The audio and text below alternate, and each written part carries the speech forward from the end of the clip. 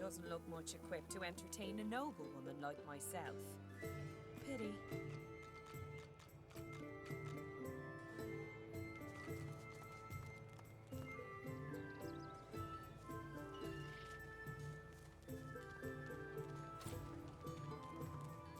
Not called for the junkie cell, then. Good day to you, madam. Hope the morning finds you well fed. Too much. You're safe Sturdy elf you are. Penny for a sick dog. A glance at the dog's miserable face tells you it's sick, all right. What am I, dog's doctor? Dog's sick. Go on, kiss a penny for a sick dog.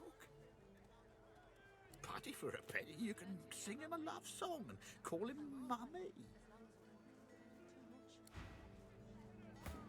You're safe among friends. The dog lies there quietly, clearly in great pain. What are you looking at? I'm sick here. Get lost. Got a pain in the neck. Got a bad pain in the neck. It flinches. A low, threatening growl builds within its throat. Under the collar, you find the sharpened points of metal rivets, gouging the poor dog's skin. The dog bares its teeth at you and growls. The dog gives you a long, hard stare, but does not bite you. Yet. The dog goes to bite your hand, and then realizes the pain is gone. Hey, I feel okay. Thanks. Think I'll wander off now. Here, before I go, what can I do to show my gratitude? Master did. Huh? Wait a minute. Master hurted me? Excuse me a minute. I'm gonna go now, but first I have a thing I need to do. He turns to his master. You bad man, you!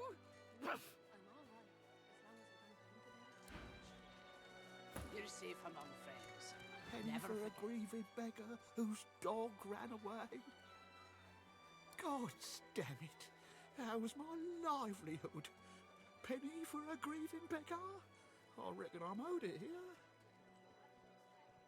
You wouldn't do that, would you? Oh, yes. You would do that, wouldn't you? I couldn't prevail upon you to change your mind, could I?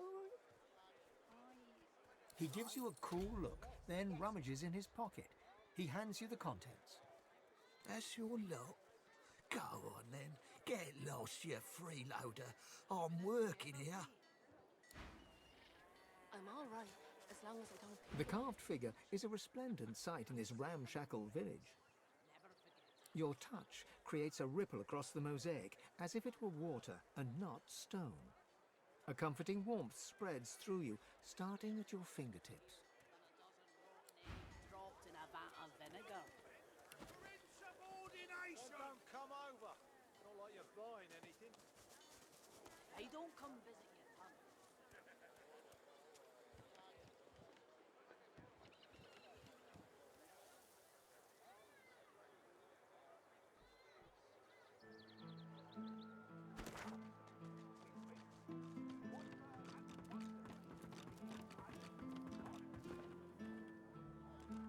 May the seven usher us to paradise against... Pretty good, ain't he? Bet he'd even write a poem for you if you sidled up all night like. That divine voice, that glorious visage. You are fair, elf, but Barstan's allure is unsurpassed. Such a face could only be sculpted by the hands of a god. Killed by sorcerers, a most vile incident. You have interrupted my newest masterpiece. The bard clears his throat and gargles on his own saliva. He then returns to his poem, but his voice cracks mid-verse. Well, never you mind. Every sonnet I compose is a masterpiece, and my muse has been begging me to write something new. Wait! You might be just the stimulus I needed. I shall craft a rhyme for you and your race. All I ask in return is a handful of coins.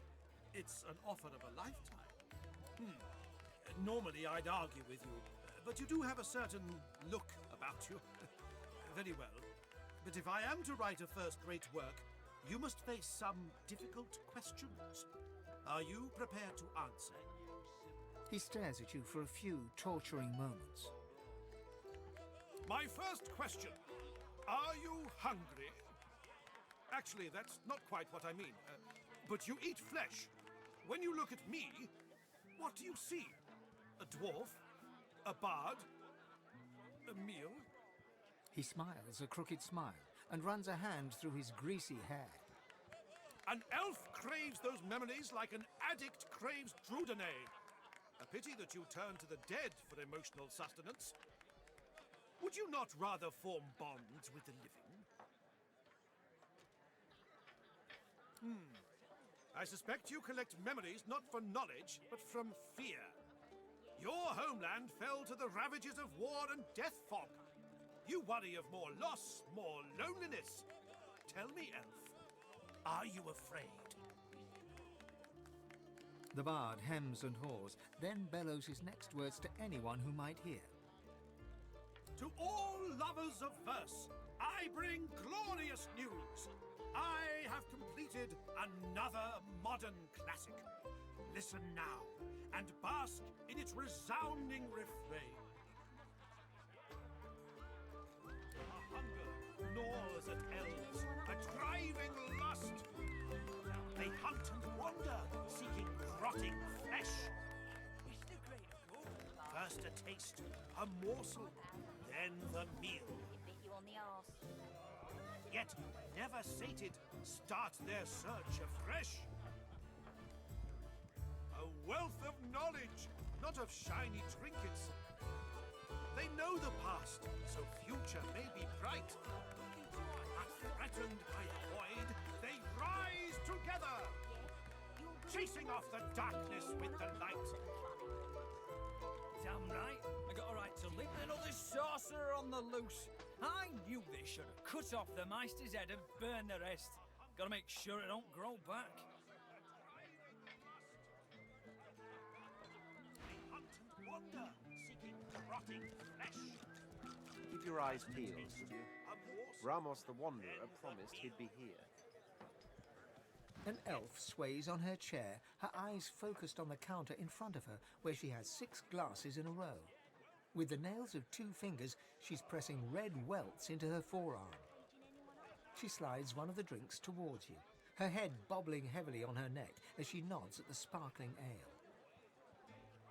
And that's...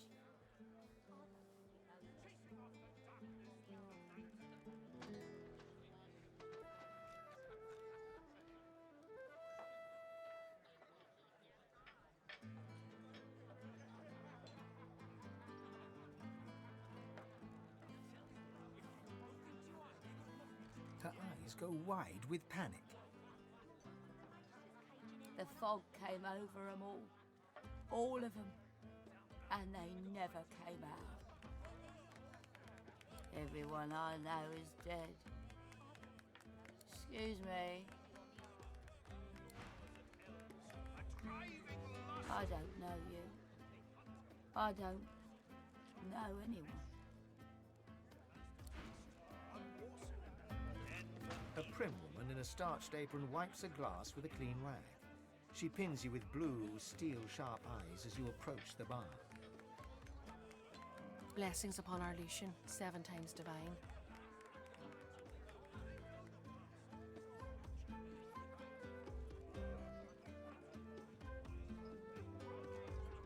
The soft lines of her face fold into a warm smile.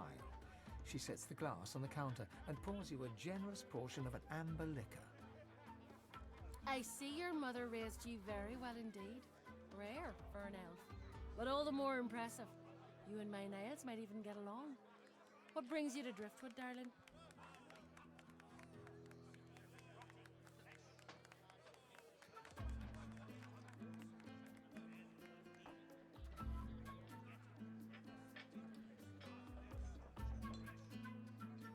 Yes, that's my boy. Did you know him? Finest physician in all of Reaper's Coast. Top of his class. My, but it's been too long since I've seen him.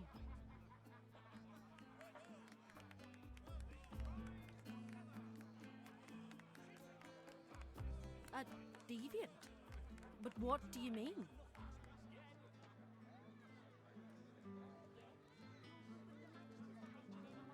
Tell me what you saw.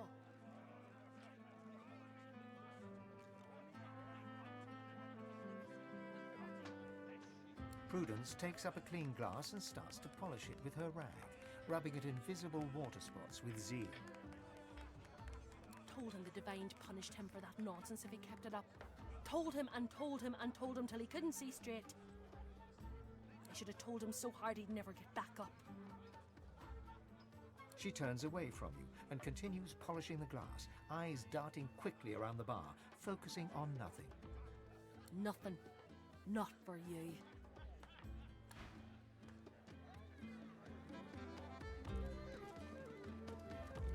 Ah, finally!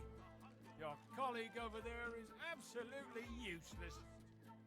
I'll have a bowl of the house stew, if you please. Oh, pity. I've been trying to get a little something to eat all day. But the giggleheads who run this establishment don't seem to be willing to provide a fellow with his fair portion. After all I've been through, too. He lowers his gaze, then looks up at you expectantly. His lip trembles dramatically. It's my mentor. My dear mentor. He was killed by those void beasts. I told him we ought not to travel in the hills, but would he listen? No.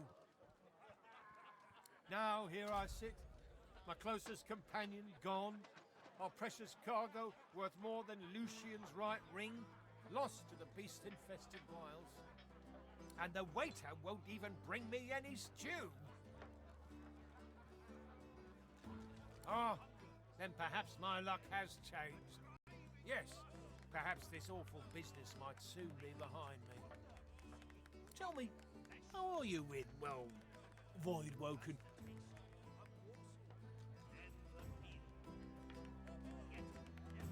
Ah, terrific news. Then what I ask will be little more than a trifling.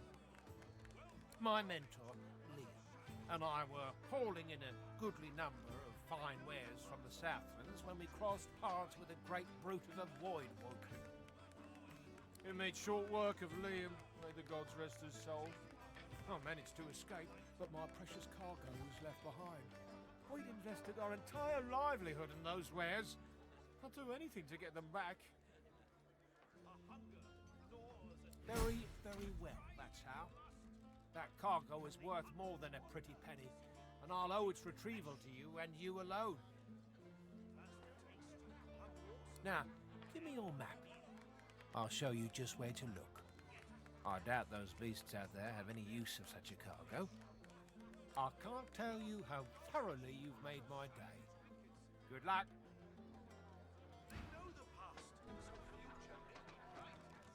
You've got enough in front of you, Elf. She nods an uninterested greeting. Here for the fight? This is a tavern. People are drinking. Eventually there'll be a fight. You planning on starting one?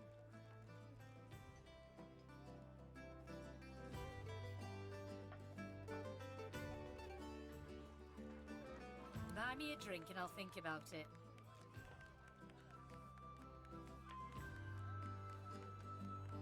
Cheers. Later then.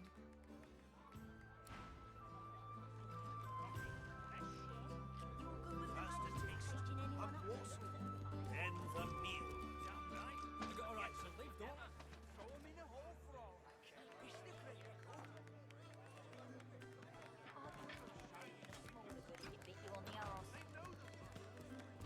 Hold it. Papa no no, you no go.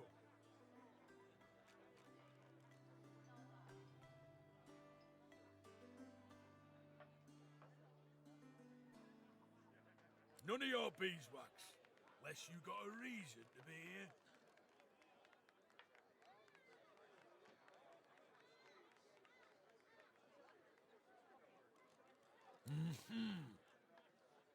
It's already mad as a bag of cats down there, and I've no intention of flinging another mangy yowler in there. Scoot!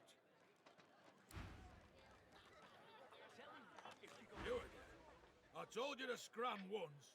Don't make me say it with my fists. You can't buy my friendship. But you can buy 10 seconds of me eyeballs examining the ground for, oh, let's say, a small fortune. You look like you'd be good for it.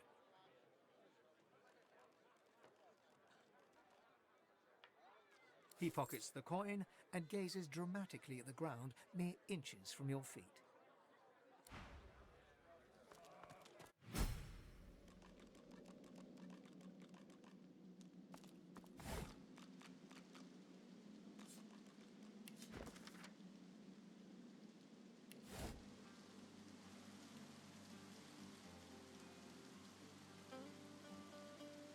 I spotted something.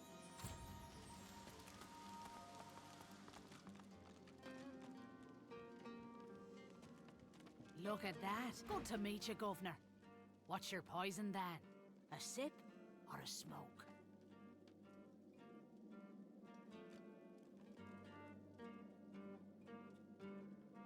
Aye, so it is.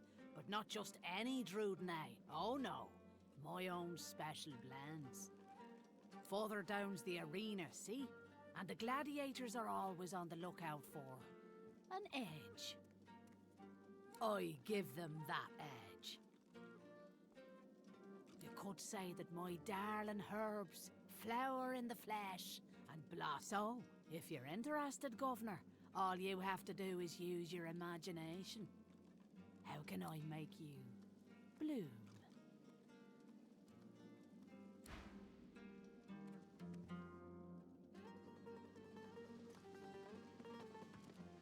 Watch him fight.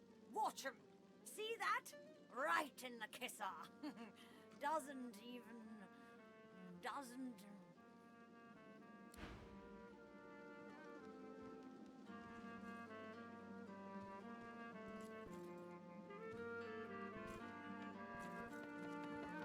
What do you want? Boss is busy. Loha, you've been living under a boulder. Good. Boss could use some good news. Listen up. Don't waste his time. These are explosive times. Be respectful. I'm not here to chit-chat with the likes of you. You're one of us, ain't you? Tell us what happened. I brought you up from girl to woman, Marla. Like you was my own. This... He lifts his right arm, showing a white bandage beneath his ribs. A wet red spot shows through. This ain't the thanks I expected. Who sent you?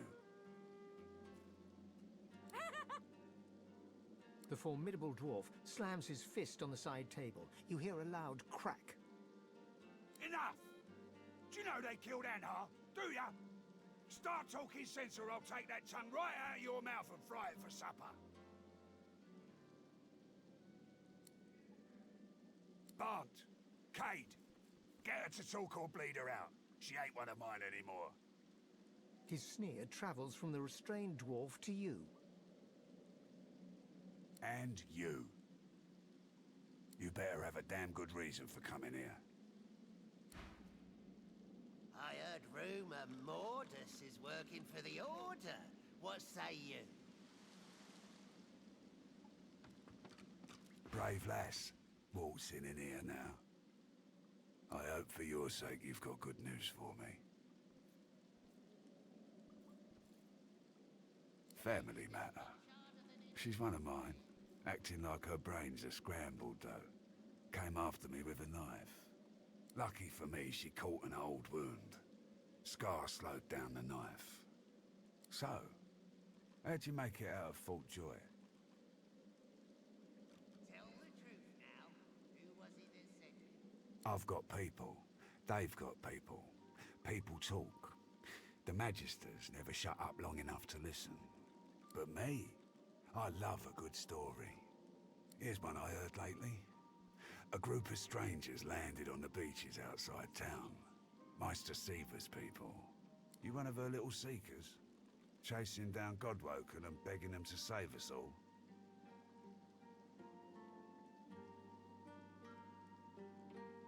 Alder's been telling us all kinds of this and that about Godwoken. Haven't seen any evidence of them myself. So no, I'm not convinced. We're swirling the drain. If someone doesn't plug it, we'll slip down easy as you please. So, what do you want? Ah, I should have guessed. And it just so happens I can help you. Depending on what you can do for me.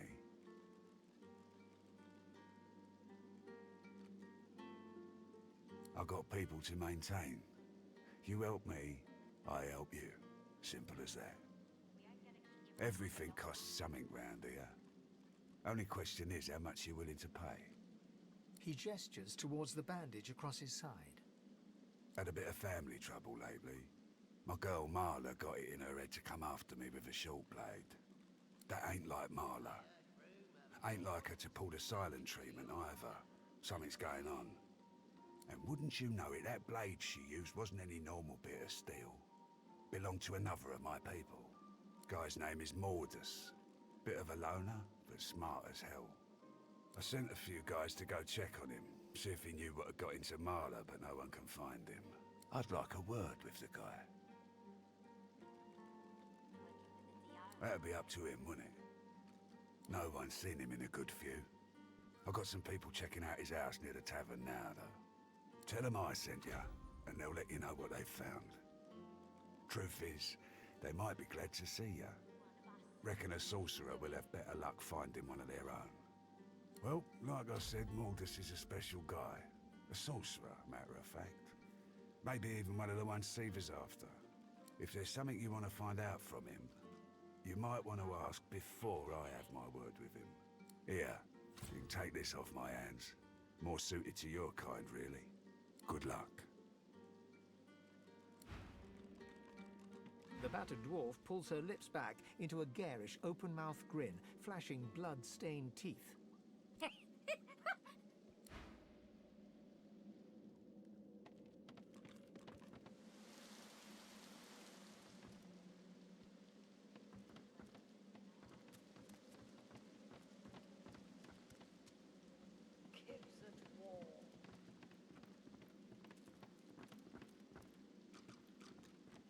Hail, darling. Call me Dorothea. She draws close. You feel her breath on your neck, hot, moist. Oh, yes. I have something that you want.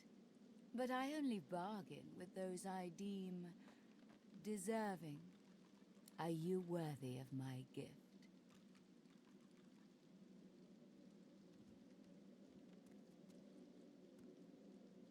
Indeed. This is acceptable. You demonstrate more courage than anyone bearing the title of Magister. In any case, are you ready for me to grant you your greatest desire? I see the questions scurrying through your head. It's worrying too much and wandering too far. If you show yourself to me, I will show myself to you. You have a need to expose it. Look into my ring and tell me what you see there. Gaze into the gem, my lovely. She flashes her ring at you, and you stare at the luminescent stone at its center. You are floating on a current of pure source, surrounded by a kaleidoscope of colors and fuzzy images. On the horizon looms a dark silhouette. As you approach, a beam of light washes the shadow away, revealing to you...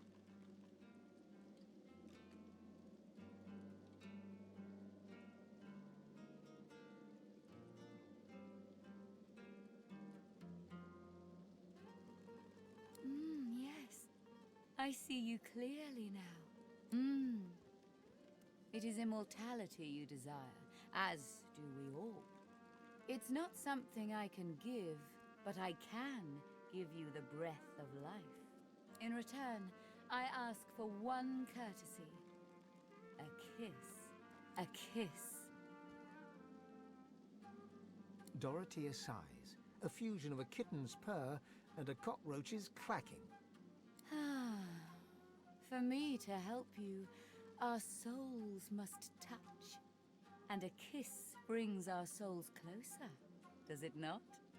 It shall fulfill both your desire and mine. Most delicious. Meet me around the corner, and come alone. An audience is not required.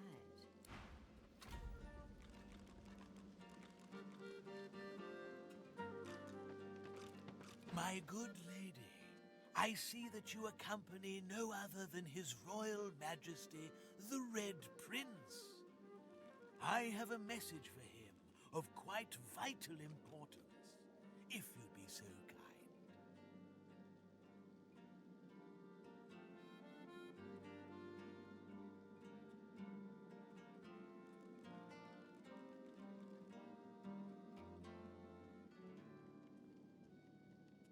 Of course she'll be so kind. Speak freely, kinsman.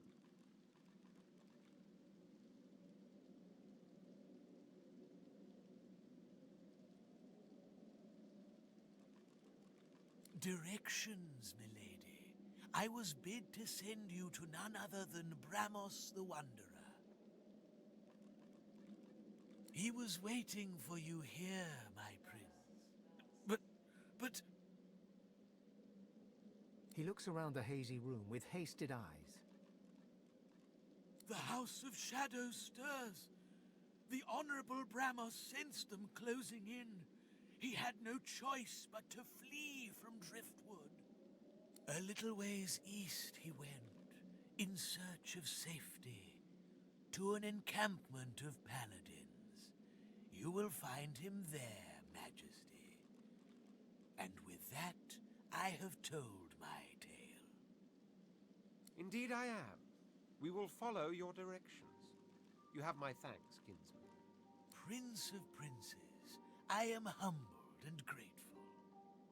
He bows deeply before the Red Prince, as reverently as one would before a god. The House of Shadows stirs. An ominous phrase. It's as if I can feel the onset of night.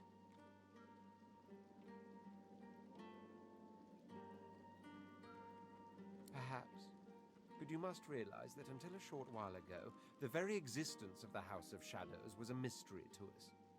If this thing of darkness steps into the light, it must be desperate. And desperate means dangerous.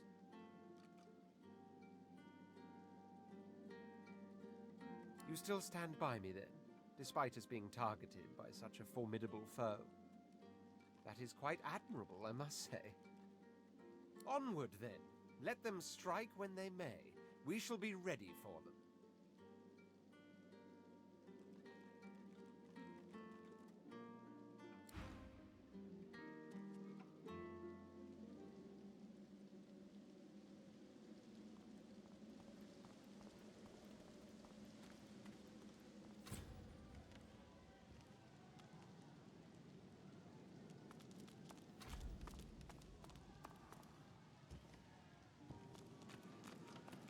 Did you know our arena champion's a bloody cheat, stranger? Murga tripped me and bit off my earlobe before the fight had even started. Just when I think this land holds no more surprises, I find myself in some place even more dismal than the last. Still, at least this is an interesting variation on dismal.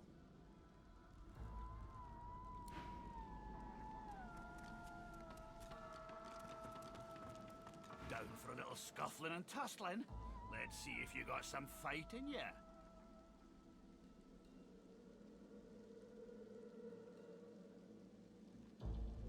Well, that just may interest our current champion, Murga. She'll want to talk with you herself before she'll assent to any challenge. Watch your words, mind. She takes against you, there'll be no talking yourself into her good graces again.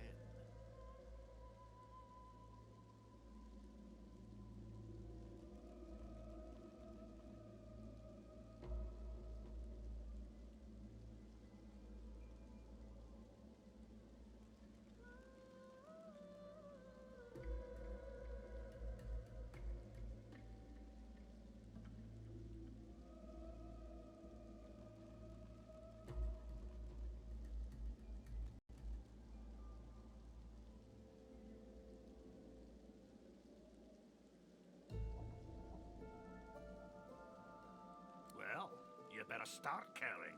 Without her approval, you'll be stuck spectating. On your way, then.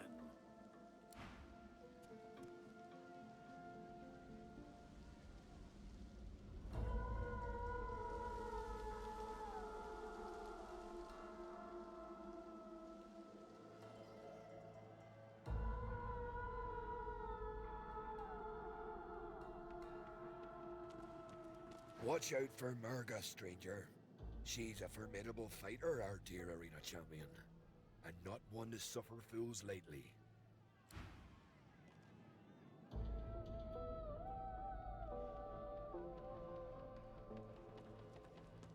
In the shadows, a dwarven woman spits obscenities down upon a caged void-woken.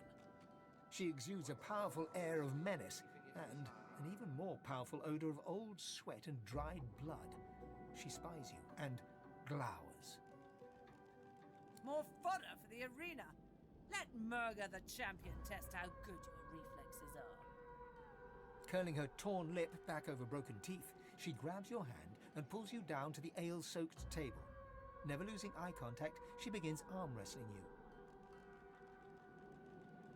Ha! Your science won't help you here. In the arena, you must be willing to suffer if you want to achieve greatness. She glimmers in and out of view, merging with the shadows. Crowing, she slams your hand down into the table, hard enough to draw blood. I bested that void-woken below us, you know. Dragged that scaly lump down there with my own 2 hands. So, since you can't hope to beat me, what is it you want down here? Ah, based on your performance so far, that's cute. But I shouldn't judge your baby steps. The lion judges not the pussycat, eh?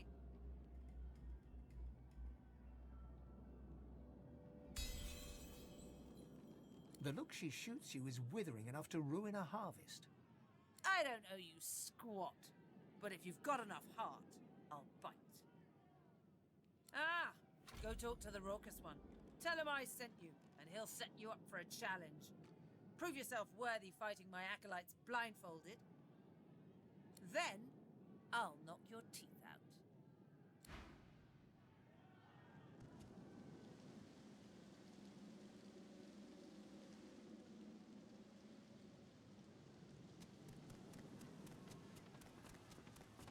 Figure it's time to prove yourself. Let's get it done. Is that so? Well, looks like the crowd'll get its money's worth, for sure. You accept her challenge, do you? Your call. Not everyone can rise to Murga's levels. She's got enough venom to put a snake to shame. In any case, you're in for a treat, lass. Better than sweet cream stew on Lucian's Day. Who's coming along with you? It's your only...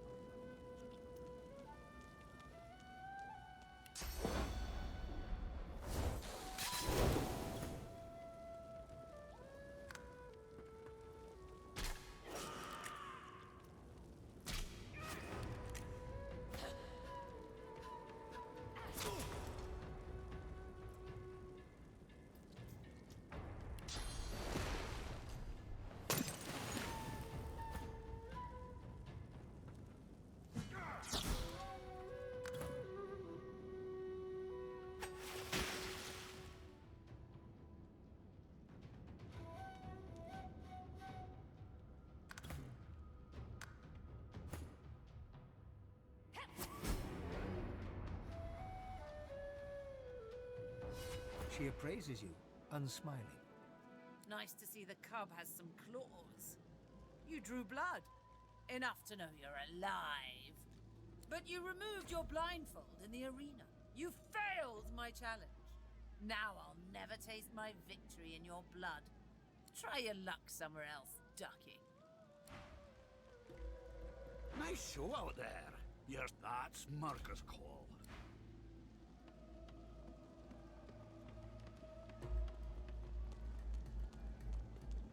Need your hand squeezed some more. Plenty of lonely drinkers upstairs might be more amenable.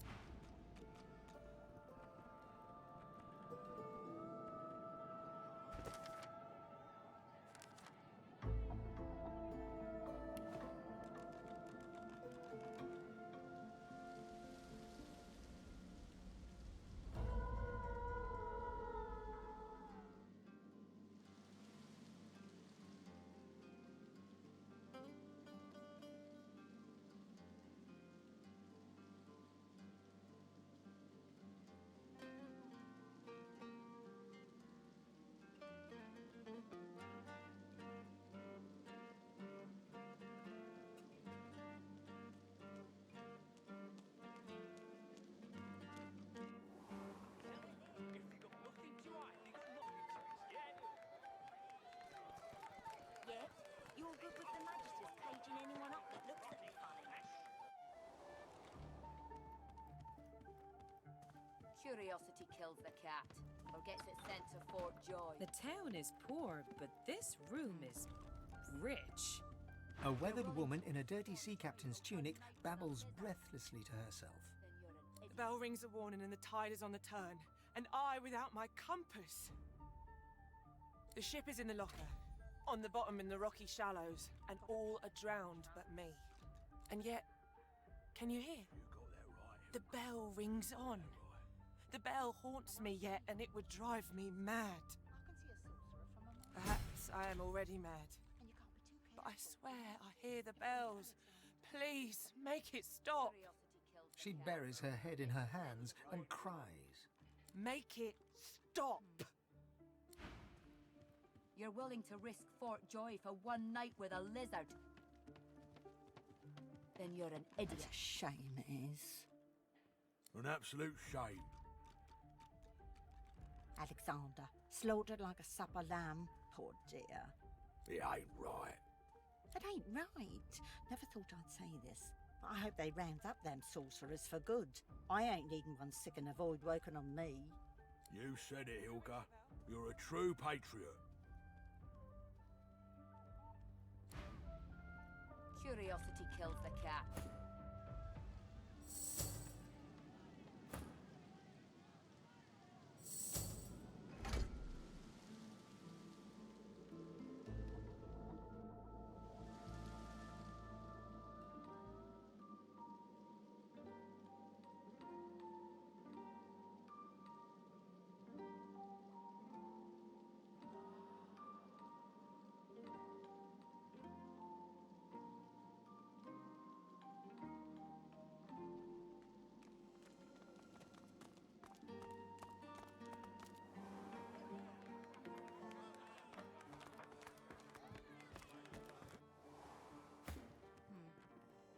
And I'm You're willing to risk you Fort can Joy trust for me. one I night can with see a a sorcerer lizard. from a mile away. Then And you you're can't be an too idiot. careful, you know? What do you If they want, can get tree stock? You're right about that. Right as rain. Huh. I want another beer and a bowl of stew. Which of us is more likely to get what they want, do you think? Guess that makes me a sinner. Perhaps you can help us settle an argument. Thatcher here is one of my dearest friends, but she isn't the brightest. Thatcher grins hello. Our mate Boris got posted to Fort Joy for consorting with lizards, and Thatcher here still fancies a turn around the park with Loverick's lizard. I say she'd be sleeping with the enemy. What say you? They look at you expectantly.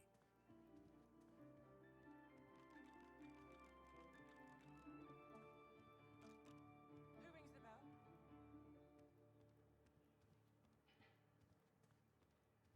Thatcher looks victorious.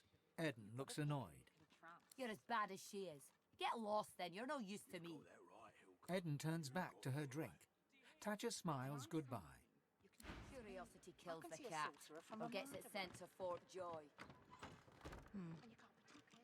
You're willing to risk Fort Joy for one night with a lizard. That's quite all right, my lord. Here now, when one's in a small town, one must expect small town manners, I see. Have you a reason for barging into my room, madam? Which is what killed the cat, remember? Still, no harm done, I suppose. I may as well introduce myself. Baron Levere, at your service. Of course they are, as good bodyguards should be. I'm a wealthy man, and wealthy men need protection, especially if they accompany their wealth.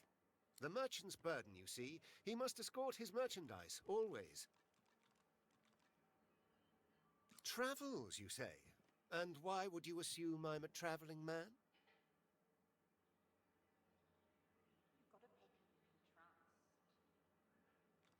He laughs heartily. Of all things, I wouldn't have thought my accent would give me away, but you're quite right, of course. I am traveling, yes, to Arx. Lucian's Day will be upon us soon, a celebration no man with a heart that is both as pious and mercantile as mine should miss. I go because it is every citizen's duty, our communal obligation to chant the rites of the return and pray for Lucian's divine resurrection. That said, I do have more secular motivations as well. Arx positively overflows with pilgrims during the festival, pilgrims and their purses. As a merchant, it is quite my favorite day of the year. Music to my ears. A happy accident after all, your barging into my room. If there's anything else you need, know you're always welcome. You're willing to risk Fort Joy for one night with a lizard. Then you're an idiot.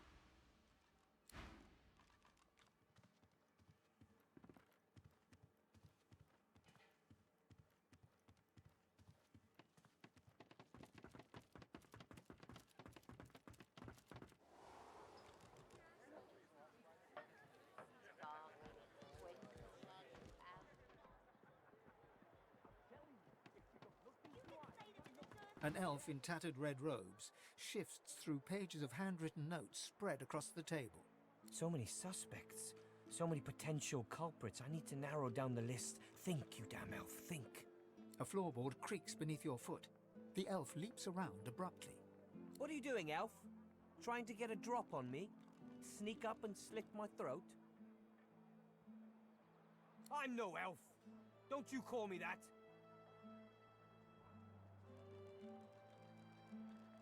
The elf glares and pulls aside his ragged red clothing. Beneath it, his chest is laced with a series of scars. Old war wounds by the looks of them. You see that, elf? That's Magister flesh.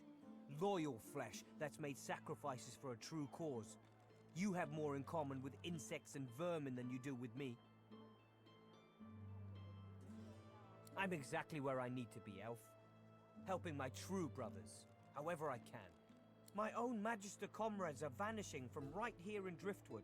Whoever's behind it must be stopped. If you hear anything, come to me. I was removed from their ranks due to my elven blood. I'll continue to serve, though. I won't stand to see my comrades taken by some vile traitor. The Magisters are all I know, all I want. I turned my back on everything else when I joined them. My name, my blood, my history. If I'm not one of them, I'm nothing. I have to help them. 3 Magisters missing so far, and the rest are hunting for some sorcerer called Higba, a bloody tinkerer. He can't be responsible. I'm certain he can't. He might be a greedy little junk peddler and a sorcerer to boot, but hardly capable of seizing Magisters. They won't listen to me. Not anymore. The elf nods, stoically. Exactly. I'm convinced that this tavern holds the key. It's full of scum and degenerates. The true culprit could easily hide amongst them. I have to keep investigating, keep the pressure up. The culprit will make a mistake eventually. If you see anything suspicious, let me know.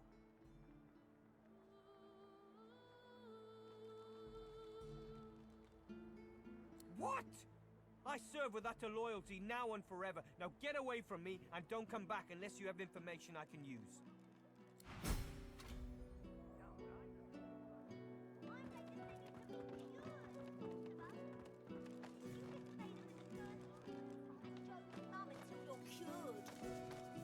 Take that, sorcerer! Dallas, get her! You're dead, Alexander.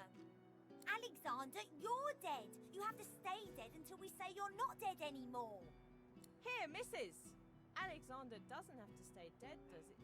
Hey, are you an elf? I'm just another useless elf. Might as well have rotted in the death.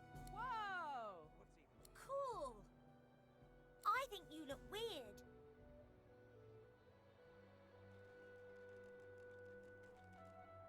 See? Told ya. But don't worry, I'll revenge your death. Take that, sorcerer. You won't put a source collar on me, Dallas.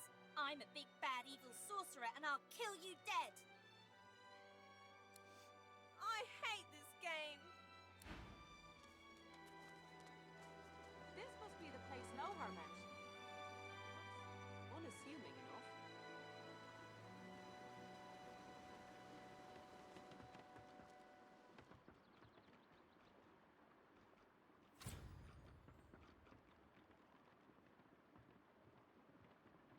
The dwarf is unnaturally still.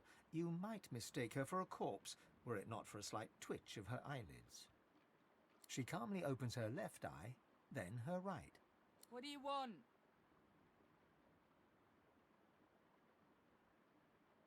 The dwarf unfolds her arms and shoots to her feet. All right, elf. Right glad Lohar ain't left us here to wither.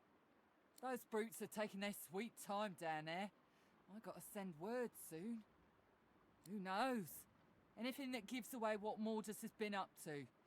Probably got all sorts of tricks for covering his tracks, but the goons downstairs should sniff out something. That weird priest's been hanging around Lohar for ages. Now he's vanished. Those half-wits below will know more. Get to it then.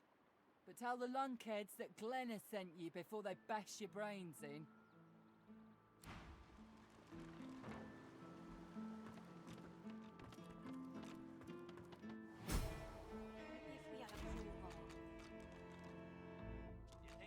I spotted something.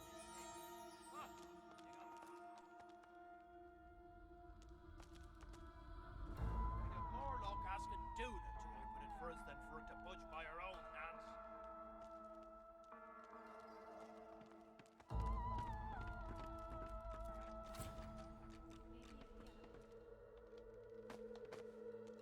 Think a crowbar would open this thing. Huh, you got rocks knocking around that noggin of yours. We'd have more luck asking Duna to open it for us than for it to budge by our own hands.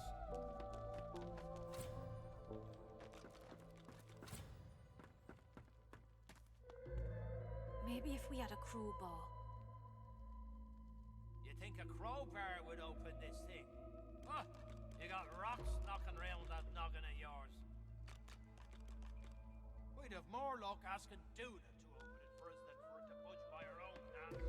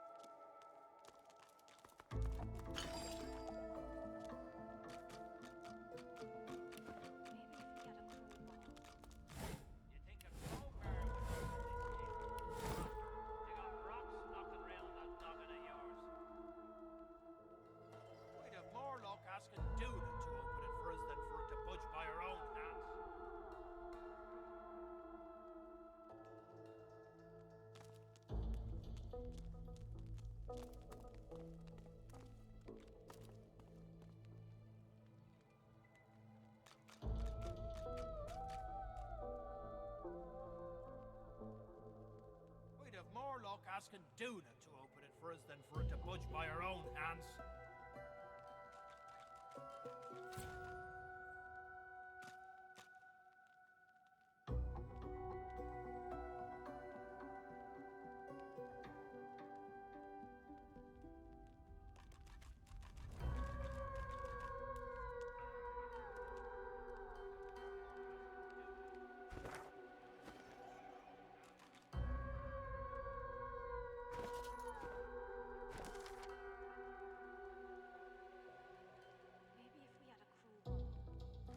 You think a crowbar would open this thing? Huh? You got rocks knocking round that noggin of yours. We'd have more luck asking Duna to open it for us than for it to budge by her own hands.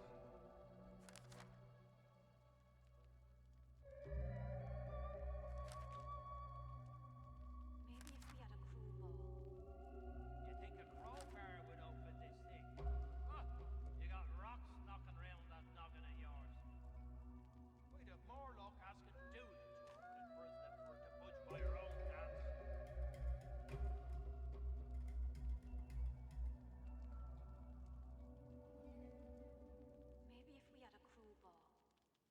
You think a crowbar would open this thing? Huh? You got rocks knocking round that noggin of yours. We'd have more luck asking Duna to open it for us than for it to budge by her own hands.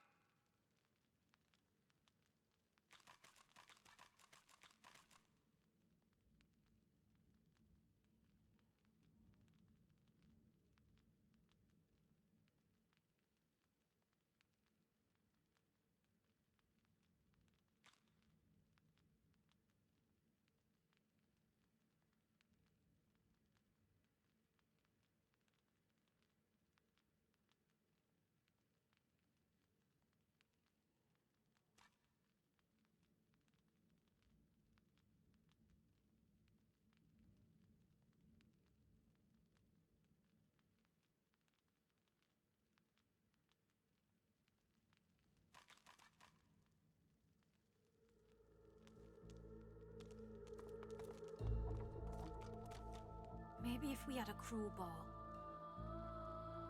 You think a crowbar would open this thing?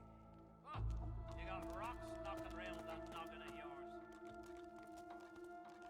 We'd have more luck asking Duna to open it for us than for it to budge by her own hands. Maybe if we had a crowbar. You think a crowbar would open this thing? Huh? You got rocks knocking round that noggin of yours. We'd have more luck asking Duna to open it for us than for it to budge by her own hands. Maybe if we had a crowbar. You think a crowbar would open this thing? Huh? You got rocks knocking round that noggin of yours. We'd have more luck asking Duna to open it for us than for it to budge by her own hands.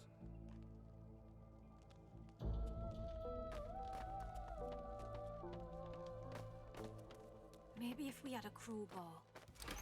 You think a crowbar would open There we go. this thing? The door's Huh? opening. You got rocks knocking round that noggin. Duna's dagger elf. You here to free us or kill us?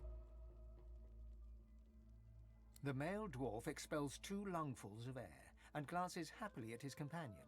We've only been fretting here for a few hours, but it's felt like days. That snot-nosed priest's as slippery as a snake in an oil drum. Ain't found nothing that lets on what Modus is up to. Only thing we managed were to close that door and get us stuck. And if there's another door out there, never could find it. Lohar ain't gonna be pleased. Ain't no telling where that priest has gone to. Started acting all funny not so long ago, then flew the coop. Well, at first, he was just buddying around with Lohar and the rest, you know. But then he'd start looking all sickly and run off for a day or 2. Then some stranger tried taking old Lohar down, but got himself caught and tied up. Ain't no coincidence Modus went hanging around then. She taps a finger against her forehead. A woman knows things. Nothing's getting past me. Best we head off then. We've got business to attend to.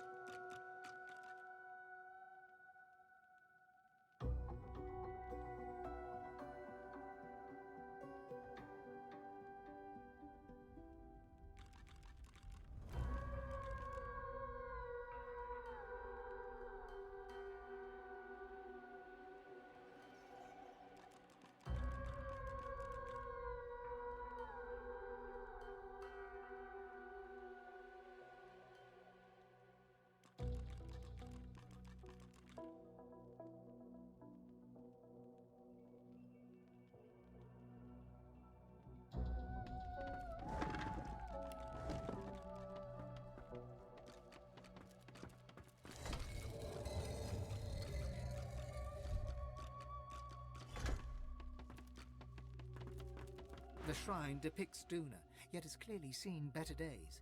Scratches and fissures deface its exterior, and its eyes have been gouged hollow.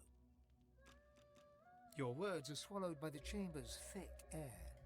The stone is cold against your palm. If this figure once held power, it has since been depleted.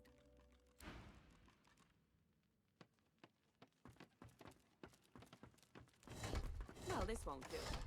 If I can get stuck, then I can get unstuck.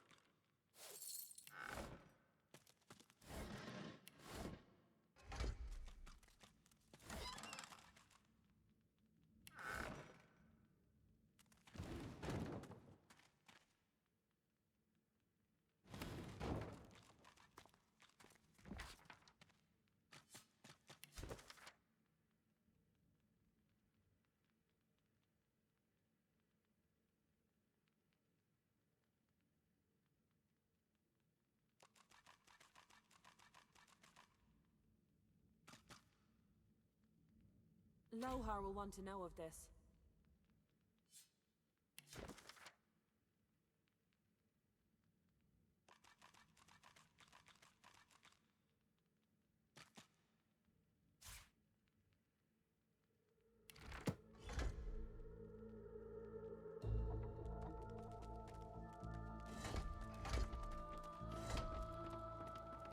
You run your hands along the exterior until your fingers graze the button noted in the schematic.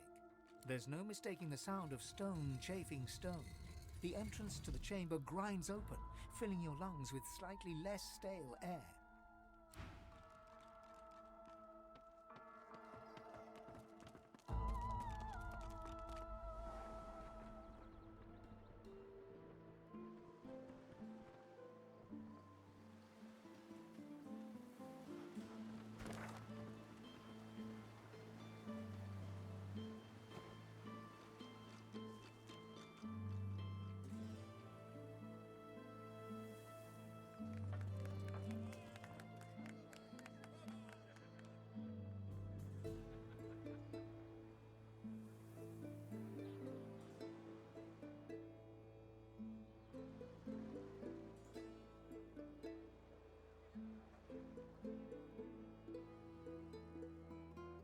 Come on, can't I go and play with the others? No can do, Chickadee. You're not leaving my sight for a while longer yet.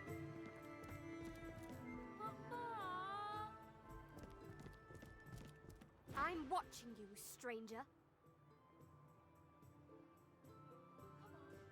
That's all you have to say. You may as well leave me to it then. You're not leaving my sight for a while longer yet. Well, there's a fun face. Byron and I are patching up before we head home. Hope the order folks are treating you all right. You stay out of trouble now.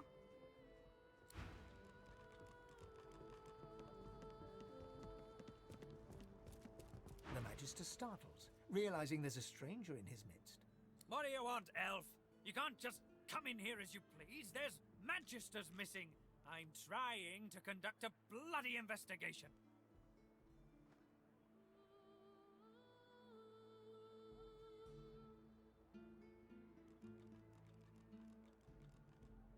Are you deaf? Your business here, now. Well, mind your bloody step in future. I've an investigation to carry out, and I don't need any more distractions.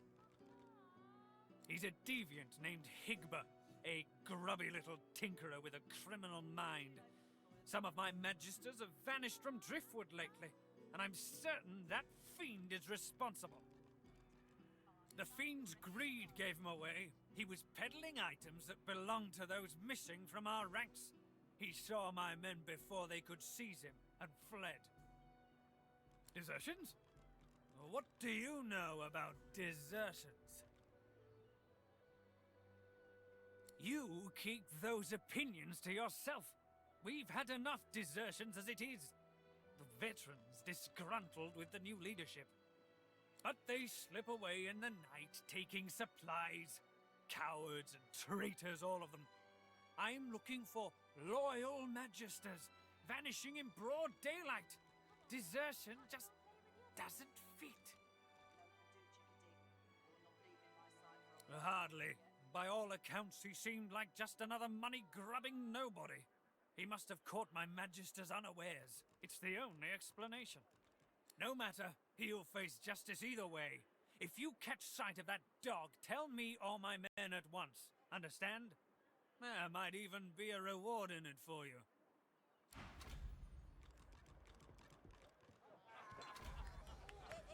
See the cook stew for Brendo. You got nothing to be scared of. All right now. You're good with the Magisters caging anyone up that does something funny. Seeking rotting flesh,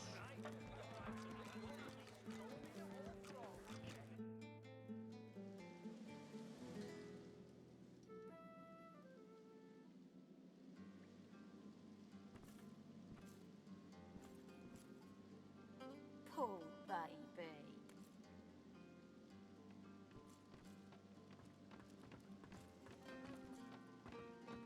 Better get out there before Mortis makes it all the way past Arks. All right?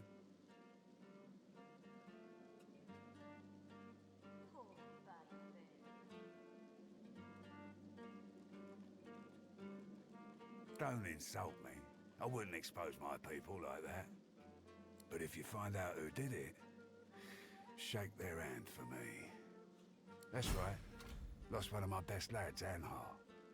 Didn't get Charlie's body back, though. Maybe one of them beasts took her like they did the sorcerers. Well, I reckon that's good news. Poor thing. She'll be back in time. She and Anhar were sweethearts. We will, once the Reds turn down the alarm a bit. They're jumpy as all hell for the moment. Won't do anyone any good to raise a ruckus now. Whatever needs doing. Isn't that obvious?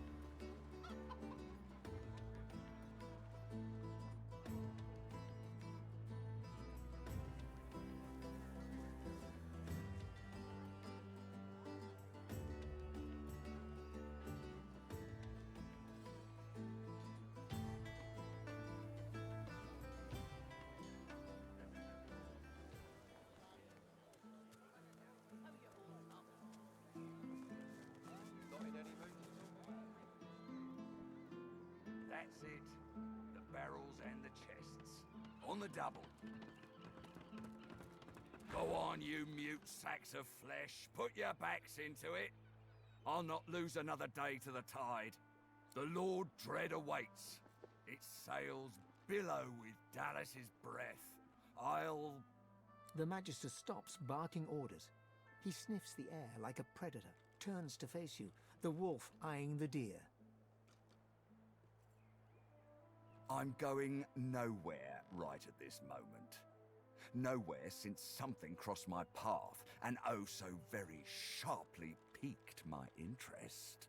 Tell me, have you ever been strung up by the hands? Your body swinging like a bell's clapper as your bones are being broken with cast iron rods?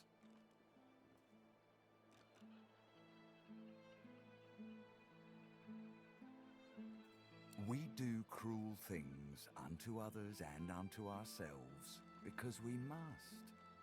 He licks his lips. Dry flesh turns wet. See, I'd like to string you up too. Rack you with rods and leave you dangling over a puddle of your own blood and piss. His sliver of a smile could rival a rattler's. I'm very good at what I do, see? I don't even need a sauce hound yapping at my side. There was a whiff of something in the air when you approached. A current of filth, That is to say, sauce. Best convince me I was mistaken.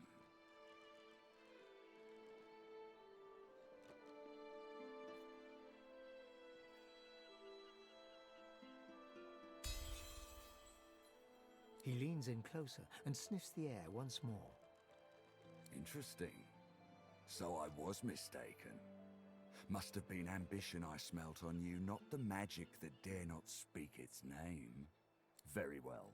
In that case, we'll forego the gallows and turn straight to the hunt. No doubt a trustee of Dallas is champing at the bit to see some action. Seems peaceful here, doesn't it? A quiet day in a quiet town. One wouldn't think these drifting woods toss on dwarf-troubled waters, but they do. Consider for a moment the dwarf. What is he? A mule? A beast of burden? But some defy that role. There are rats among them, dancing to their rat queen's tune. I've need of a rat catcher.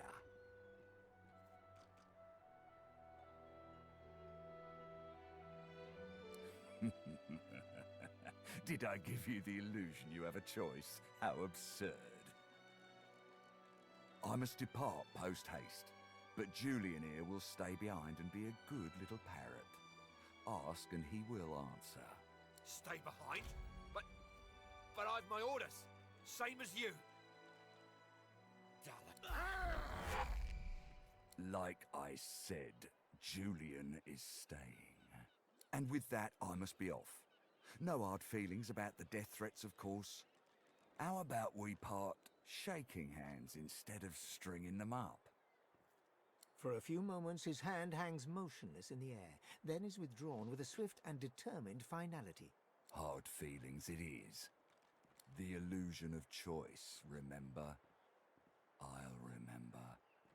The time has come, my stitched-lit lovelies. We set sail. Get on board and man your stations.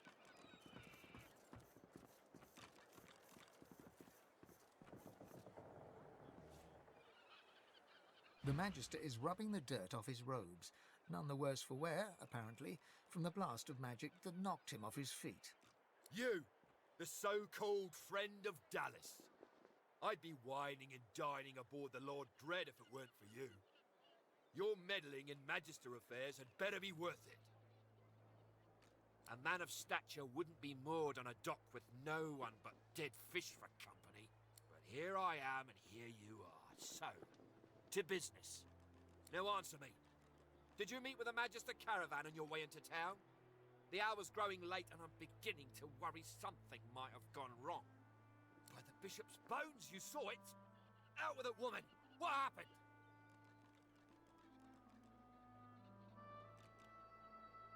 Dwarves! Now pox on those bearded devils! Raymond, that old goat, always suspected there's more to the Driftwood dwarves than meets the eye. Hate to admit it, but I think he may be right. Too many things have gone wrong along Reaper's Coast to attribute to bad luck. Magister ships sinking, weapons disappearing, and as you've seen, a caravan attacked and destroyed. Rumour has it the Dwarvian Queen herself is behind these acts of sabotage. That is what I want you to prove. They've always been snakes in the grass. Cheap labour, sure, and hard workers too. Half of them are their Queen's spies. Her eyes, her ears, her poison-pouring hands. You know what Queen Justinia is like, surely.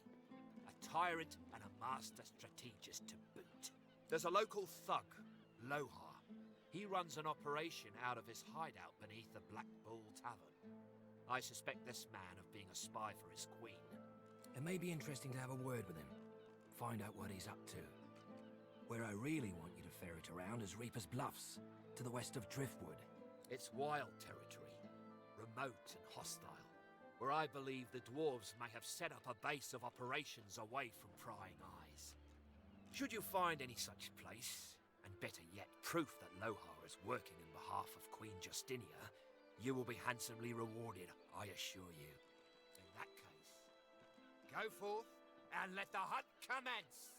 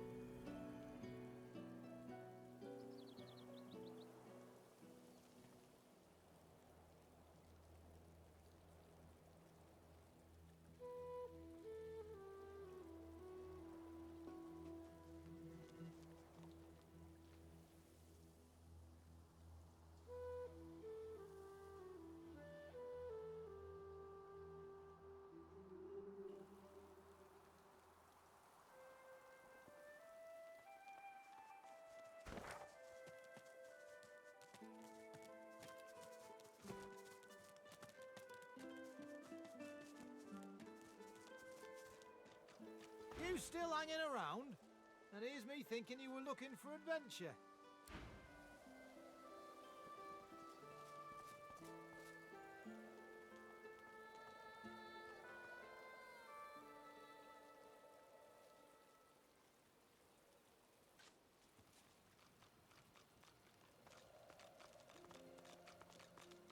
As you're about to address the paladin, the Red Prince interrupts and asks him if he's seen a lizard matching Bramus's description.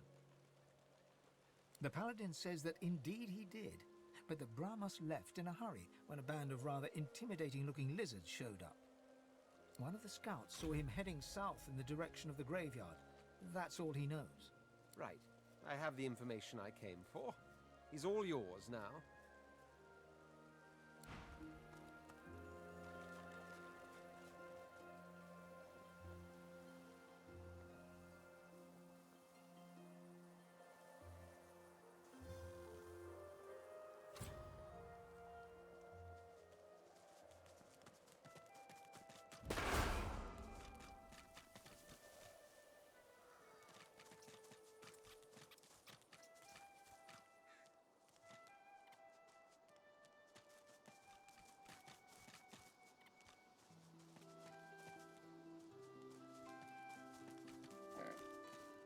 Here be witchery. Trespass not. Oh my gods, you're ugly! You turn milk green and a Magister's red coat black. My Mistress Alice might fancy you, though. She has a taste for the odd, if she ever makes it back. The Magisters with the red coats chased her into the woods. They'll be sorry.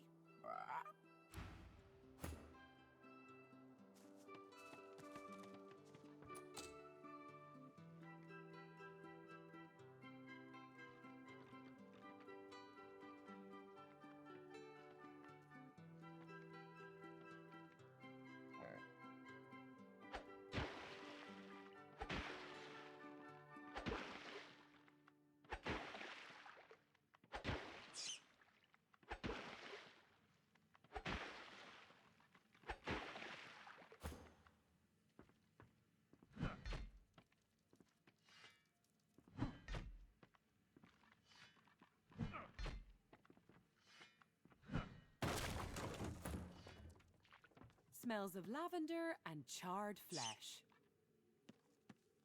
It's almost homely. Almost.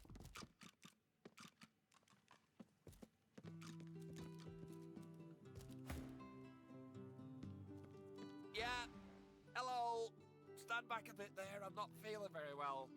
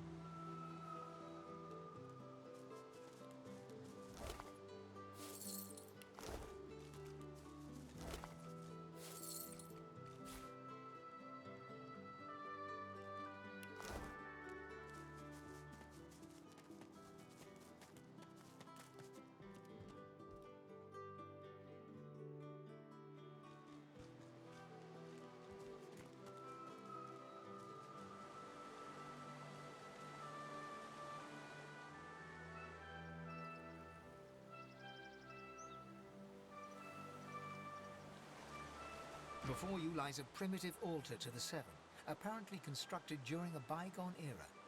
Something about it appeals to you, a faint heat emanating from the stones, perhaps. The stones appear to be just that. Apart from a few faded red stains across the topmost slab, nothing unusual betrays itself.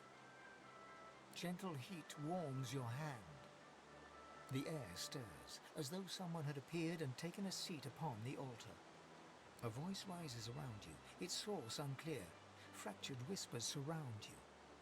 God woken. The word flutters against your ear.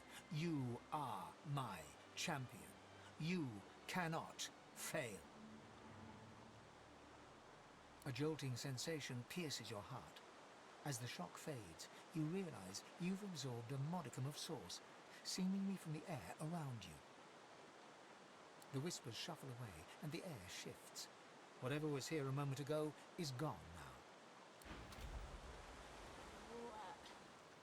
It hurts. Huh?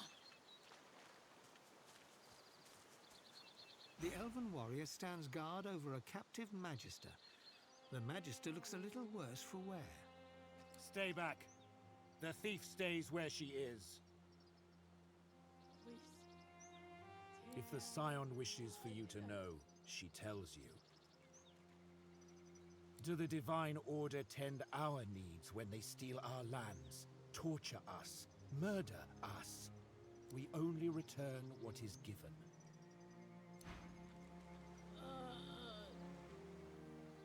The Scion works. Do not disturb her. Do you follow? Do the thieves send you? Answer! No, you are no thief, no magister. Forgive me. My armor whispers. It is impatient. No, we kneel no more. The armor, the spores, show me our future. She gestures at the bound magister and freezes as if listening. Yes, yes, simpler to show them. Come, watch, do not touch. Come here, Duran.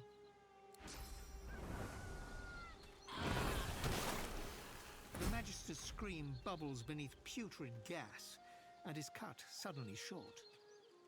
The corpse rocks gently, as if shifting in sleep, and then splits to release surging vines. The creepers knit silently together to weave a pair of gauntlets. Diana tears them free, something close to worship in her eyes. Do you see now? It is a marvel. The armor grows from the thief, something beautiful from something evil. Forget her cries. Her death is good. They elevate me. The spores speak, as scions speak to the ancestor trees.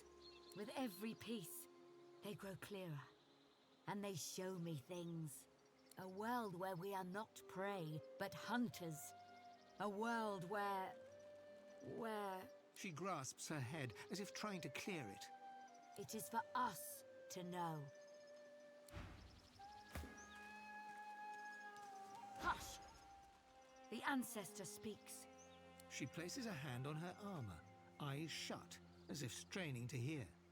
Ah! It fades. It must be whole. Then the ancestor can speak freely. No, I must be better. A scion hears the ancestors.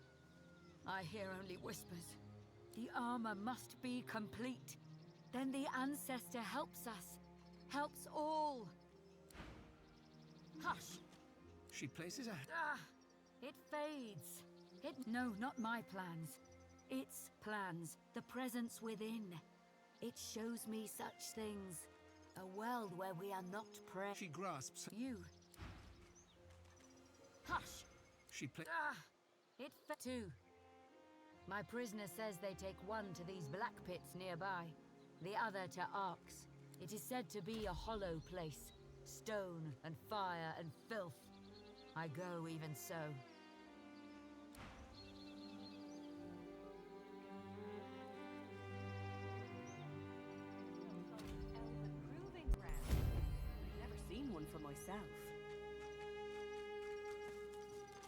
I see you.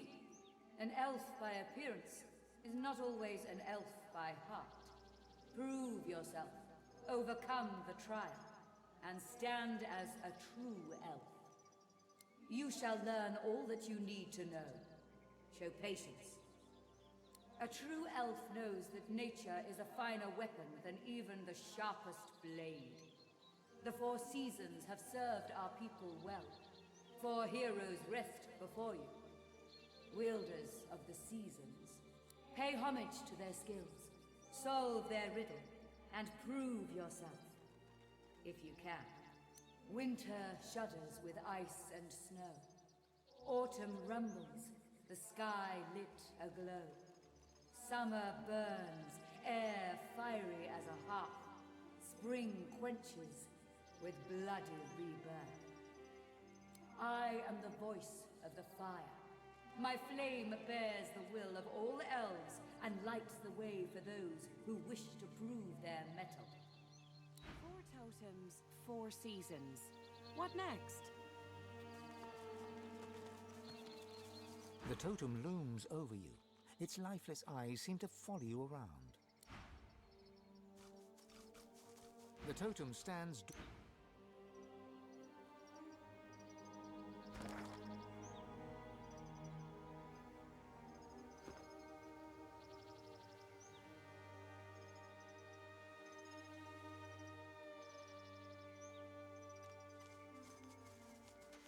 The totem is still...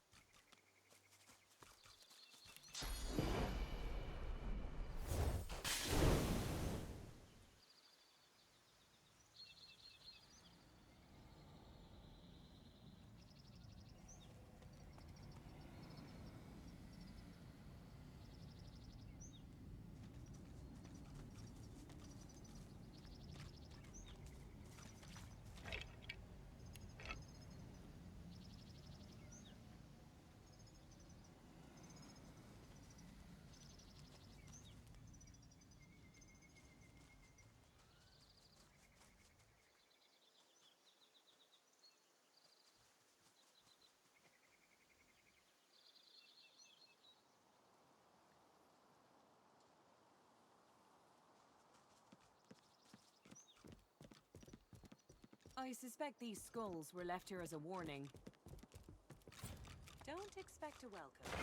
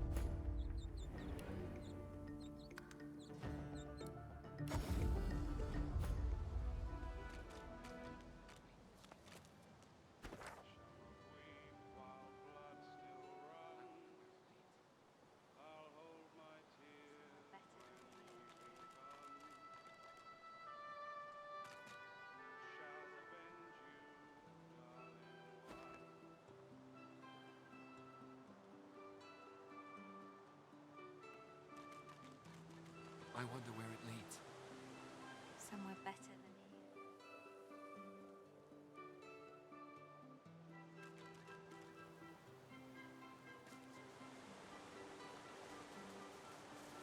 The couple notice you approach. The man offers a cheery smile. The woman watches you a little more warily, her arms crossed in front of her. Greetings. Greetings. The only thing worth knowing is that you should get out of this place as soon as you can. Audrey, it's true. There's nothing for us in this place anymore. I wouldn't want some unsuspecting traveler to get lured in by this place. The man half shrugs and half nods, agreeing to disagree. Gossips, meddlers, interfering families, and now Voidwoken as well, tearing the place asunder. They're welcome to the lot as far as I'm concerned. We're going... You can't mean that. These are our friends and family you're talking about. You must want them to survive. The woman throws the man a look before turning back to you. He's being too generous. They stopped being our friends and family when they said we couldn't be together. Fulton's a sorcerer. I don't care about that. But plenty of others around here would have.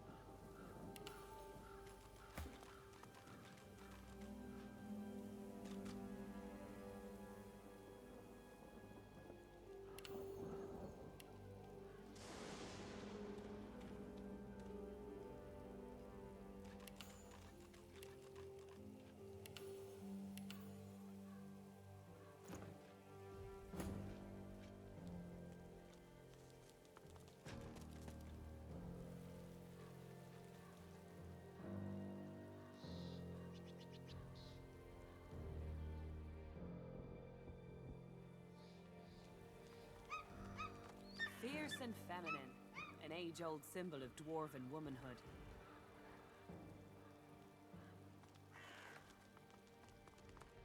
In death, the dwarves give eagles life, an elegant passing for an inelegant people. Biting deep into the rotting flesh, your senses are assailed with a rank odor of meat long past its prime. Your memory wavers and becomes not your own, but the memory of one who led the most solitary of lives. You see myriad wings flapping, your hand scattering birdseed. You hear the screeching of eagles, the tearing of flesh. All of your life is centered on this place, this pedestal of death. All of your life is dedicated to feeding your eagles the meat of your dearly departed people.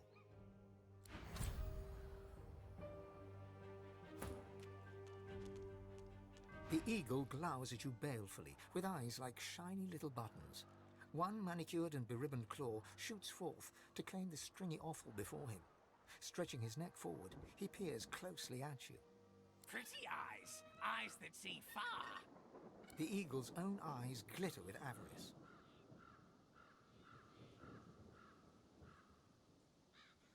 Think I need your eyes? Please. Before me lies a banquet of power, the most splendid feast for all my senses. The eagle pecks free some choice lump of gristle from deep within the corpse. He swallows it whole, dark blood dripping from his beak and matting the fluffy feathers at his throat. Master died, but Master told me what to do. All my life told me you are what you eat. So I do. I will become the Master. Unless you are not the new Master, are you? Think me an owl? A wren? A crow? I am an eagle. I know my place in this world. He ostentatiously fluffs up his feathers and turns back to his sordid repast.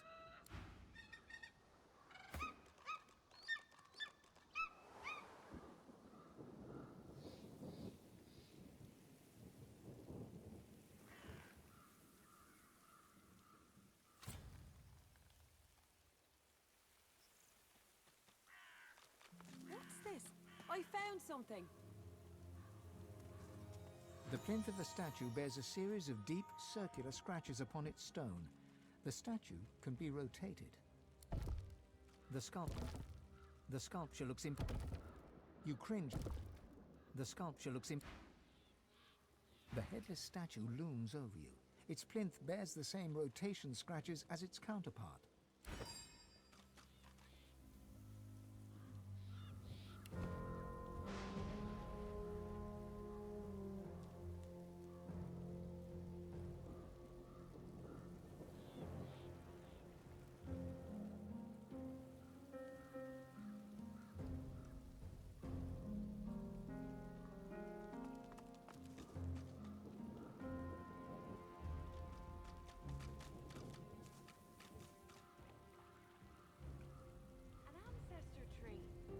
Pure grace in an undeserving world.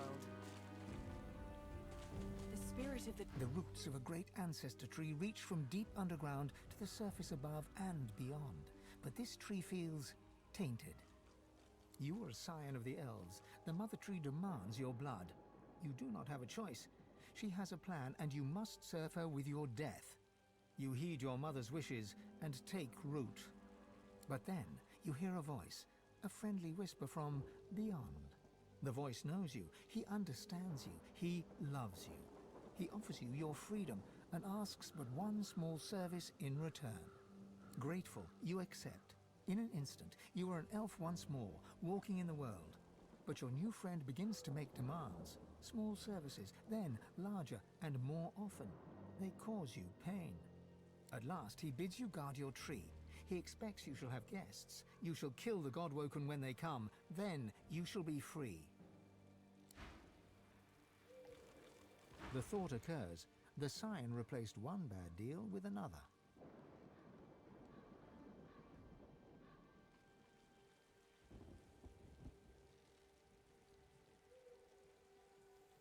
No such thing as luck, only self-earned success. Or as in this case, self-earned failure. Desperation leads to stupidity, among the stupid anyway.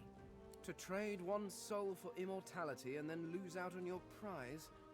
That is unfortunate, no matter the circumstances.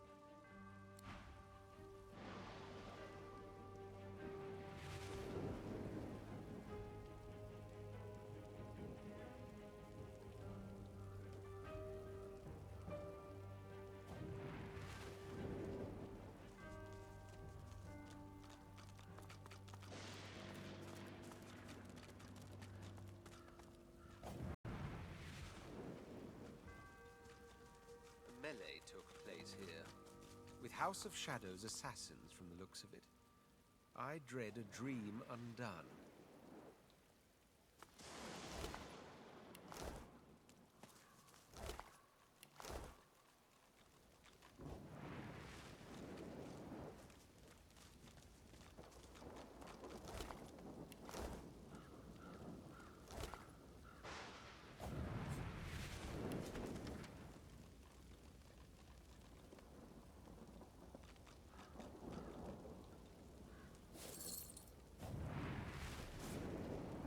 Are resplendent with polished ivory, heavy but well made, perfect for a noble like yourself. The air around you glows with sudden heat. Specks of ash fall from the sky, summoning a fractured memory. Dig. Work. Deeper. By the Empress's order, you have to go deeper. As the memory fades, ghostly flames flicker on the surface of the polished sabatons. I see you. You have the strength I've been looking for. Patience. You must prove yourself worthy of such answers. Find where the archaeologist cut into the earth. I will draw strength from there to speak again. The voice vanishes, but the bone-deep longing remains. You must dig in the east. You must. A terrible chill pervades the air as the ashen vision fades. Someone new is watching you,